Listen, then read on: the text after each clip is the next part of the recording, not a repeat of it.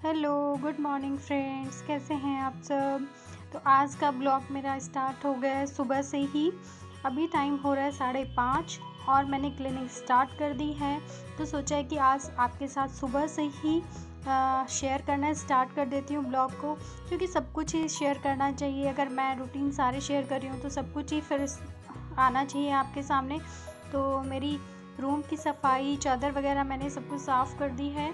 अब मैं झाड़ू लगा रही हूँ।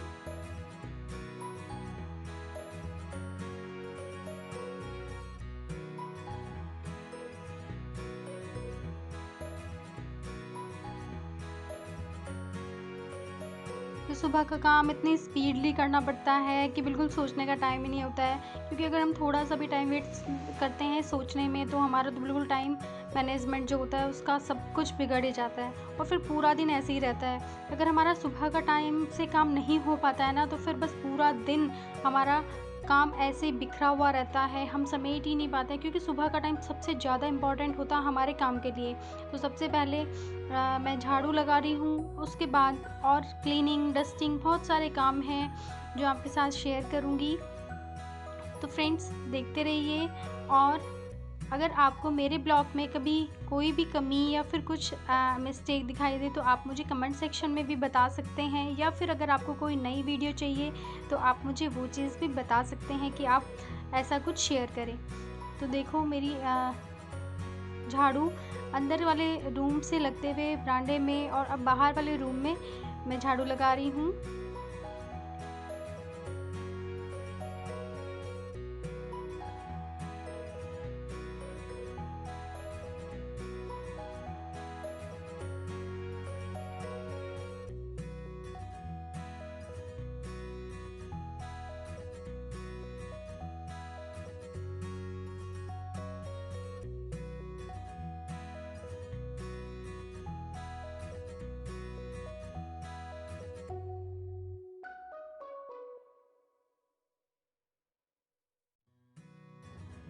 आजकल वैसे भी सावन चल रहा है, तो सावन में काम को लेट करने की तो सोच ही नहीं सकते हैं, या फिर देर तक सोने की तो सोच ही नहीं सकते हैं, क्योंकि फास्ट होते हैं। और फास्ट में काम अगर टाइम से हो जाए तो बहुत अच्छा भी लगता है। पूजा टाइम से हो जाती है, सब कुछ टाइम से फिनिश हो जाता है और सफाई वगैरह घर में हो जाती है सुबह सुबह, तो बहुत अच्छा लगता है देखने में भी। एक मन को एक अलग सी शांति मिलती है।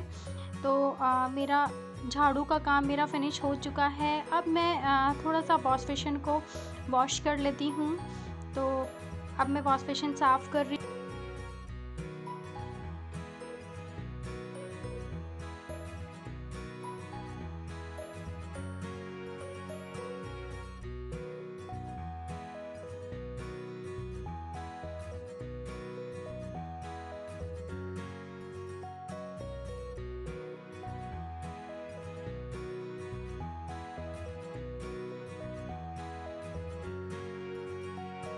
अब डस्टिंग मैंने स्टार्ट कर दी है, क्योंकि पूरे घर में ही एक बार तो कपड़ा मारना ही पड़ता है।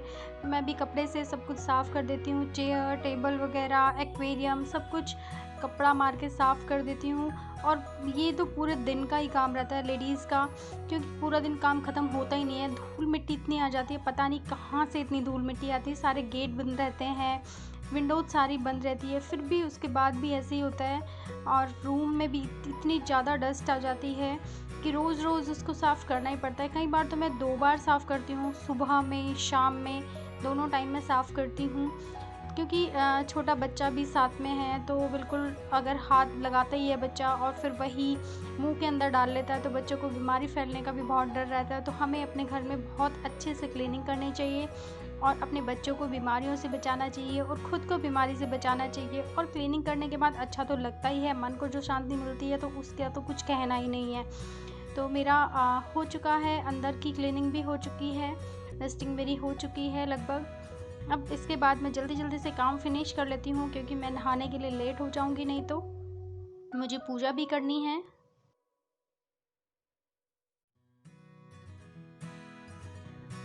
मंदिर की भी एक ओवरऑल हल्की सी सफाई बाहर बाहर से कर देती हूँ, क्योंकि मैंने अभी कल ही मंदिर की डीप क्लीनिंग की थी, तो वो डीप क्लीनिंग की तो आज कोई नीड नहीं है।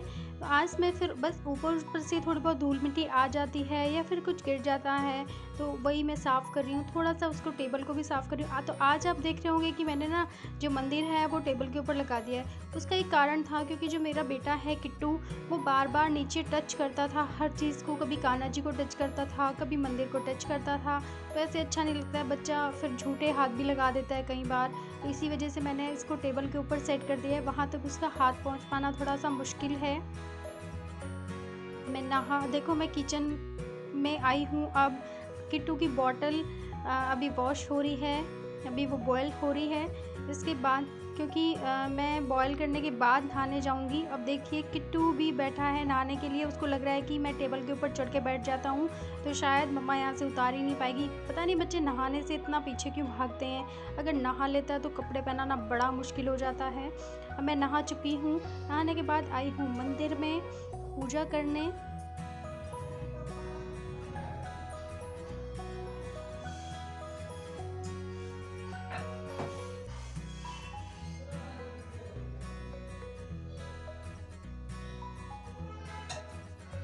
सुबह से नहाने के बाद अगर पूजा ना करें और जल्दी से उठकर ना नहाएं तो दिन की शुरुआत ही नहीं होती है। नाश्ता या फिर चाय वगैरह लेने का कुछ मन करता ही नहीं है। वैसे मैं बिना नहाए तो चाय नहीं लेती हूँ, लेकिन बाय चांस अगर कोई प्रॉब्लम होती है, फ़ास्ट में तो बिल्कुल भी नहीं लेती हूँ, लेकिन बाय चांस अगर कोई प्रॉब्लम होती है तो ले भी लेती हूँ। कई बार तबीयत ख़राब होती है, कोल्ड वगैरह कुछ हो जाता है तो तब लेती हूँ, वैसे नहीं लेती। लेकिन पूजा करके नहा के ब्रेकफ़ास्ट करने का मज़ा ही कुछ और है। तो मेरा यहाँ पे पूजा स्टार्ट हो चुकी।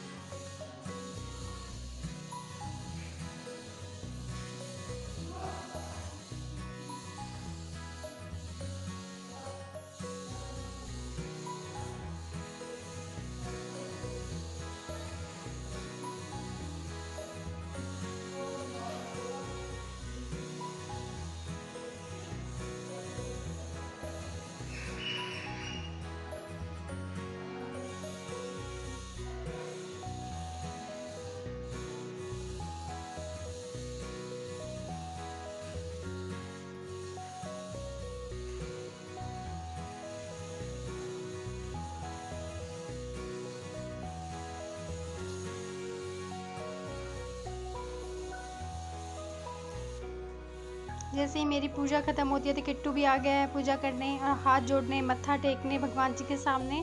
तो देखो किट्टू कितने अच्छे से पूजा करता है, मत्था टेकता है। हमें अपने बच्चों को सिखाना चाहिए ये सब कि भगवान जी के सामने हाथ जोड़ना बहुत ज़रूरी होता है। तो मैं सुबह-सुबह उसको ऐसे ही कराती हूँ। तो देखिए किचन का आप थोड़ा-सा देख लें कि किचन का वैसे मेरा सारा काम हो ही चुका है। बस अब पूजा के बाद चाय बनाने आई हूँ, और जैसे ही मैंने इंडक्शन पर चाय रखी है वैसे ही एकदम से लाइट चली गई है। अब मुझे इसको रखना पड़ेगा गैस पर। अब मैं चाय को रखूँगी गैस पर। देखो गैस पे चाय रख दी है क्योंकि लाइट चली गई थी, तो अब मुझे गैस पर ही चाय बनानी पड़ेगी। चलो कोई बात नहीं, बन जाएगी वो तो, कोई नहीं। अब चाय फिनिश होने वाली है। तो अब सुबह के हो गए हैं 8:10 हो गए हैं। और देखो मुझे सुबह से काम करते करते मेरे को इतना टाइम हो गया है, लेकिन फिर भी चलो काम फिनिश हुआ तो सही। अब रहता है थोड़ा सा लंच का काम। लंच का बहुत ज़्यादा काम रहेगा नहीं क्योंकि मेरा फास्ट है, तो मैं कुछ खाऊंगी नहीं। किट्टू अगर कुछ खाएगा तो उसके लिए थोड़ा बहुत कुछ बना दूंगी। तो बच्चों का ऐसे ही रहता है। वैसे मैं उसके लिए ब्रेकफास्ट में चीला बना देती हूँ बेसन का, तो उसको भी बहुत ज़्यादा भूख लगती नहीं है फिर। तो ऐसे ही रहता है बच्चों का। फिर दूध पी लेता है या फिर कुछ फ्रूट्स खा लेता है वो।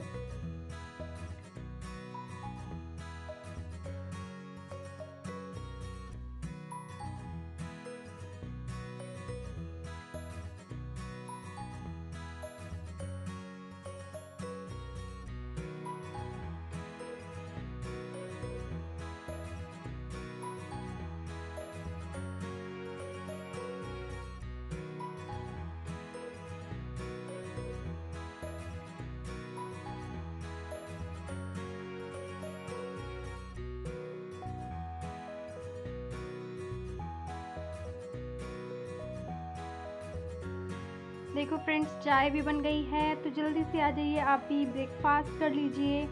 चाय डाल लेती हूँ मैं ग्लास में। आपको कहीं ऐसा तो नहीं लग रहा है कि मेरे घर में कप नहीं है, मैं ग्लास में क्यों पीती हूँ? क्योंकि मेरा फास्ट चल रहा है, तो फास्ट में कप में पीना थोड़ा सा अच्छा नहीं लगता है। कुछ लोग अवॉइड करते हैं, मैं भी अवॉइड करती हूँ, लेकिन मेरे घर में कप है, ऐसी बात नहीं है। बट मैं ग्लास में इसलिए पीती हूँ क्योंकि मेरा फास्ट है। अब किट्टू का भी दूध बना देती हूँ थोड़ा सा, क्योंकि बच्चा भी साथ में कुछ खा ले या फिर कुछ पी ले तो सही लगता है। थोड़ी सी टेंशन कम हो जाती है बच्चा अगर साथ में खा लेता है। तो किट्टू का भी दूध रेडी है, चाय रेडी है, तो आप भी आ जाइए, ब्रेकफास्ट करिए। तो फ्रेंड्स, शाम की चाय का हमारा टाइम हो चुका है, तो आइए आप भी चाय पी लीजिए। और एक और ज़रूरी बात जो मैं आपसे शेयर करना चाहती हूँ, मेरे एक प्यारे से सब्सक्राइबर का बर्थडे था 10 जुलाई को, लेकिन बाय चांस ऐसा कुछ हुआ कि मैं बिल्कुल भूल ही गई या फिर कुछ मिसअंडरस्टैंडिंग रही है, मैं उनको विश नहीं कर पाई। लेकिन मैं हर्टली बहुत ज़्यादा सॉरी फील कर रही हूँ कि मैं उनको नहीं कर पाई विश। और पता नहीं मैं इतनी खुदगर्ज या फिर इतनी बिज़ी कैसे हो सकती हूँ कि मैं किसी अपने प्यारे से सब्सक्राइबर और मेरी बेस्ट फ्रेंड का बर्थडे ही भूल जाऊँ। तो ऐसा बिल्कुल भी नहीं होना चाहिए, मेरी बहुत बड़ी गलती है। लेकिन अब मैं उनको इस ब्लॉग के थ्रू एक मैसेज सेंड करना चाहती हूँ कि happy birthday to you my dear friend. आप हमेशा अपनी लाइफ में खुश रहें, बहुत सारी खुशियाँ आपके जीवन में आए, आप जो चाहे वो आपको मिल जाए, आपको एक अच्छी सी लाइफ सेट हो जाए, सब कुछ आपको इस दुनिया में मिले। तो दोस्तों, मैं ऐसा बिल्कुल भी नहीं करना चाहती थी कि मैं उनका बर्थडे भूल जाऊं, लेकिन बाय मिस्टेक कई बार हो भी जाता है कि हम भूल जाते हैं। तो मैं बोलना चाहूँगी कि हैप्पी बर्थडे टू यू। और किट्टू भी आ रहा है यहाँ बर्थडे विश करने। किट्टू बोलो हैप्पी बर्थडे। Happy birthday. कैसे हो? कैसे कैसे हो आप? जोर से बोलो हैप्पी बर्थडे। बोलो हैप्पी बर्थडे। कैसे हो आप? कैसे हो? मेरे पास आ जाओ, मेरे पास आ जाओ। ऐसे करके बुलाओ। बोलो बाय बाय, बाय बाय। मिलते हैं फिर।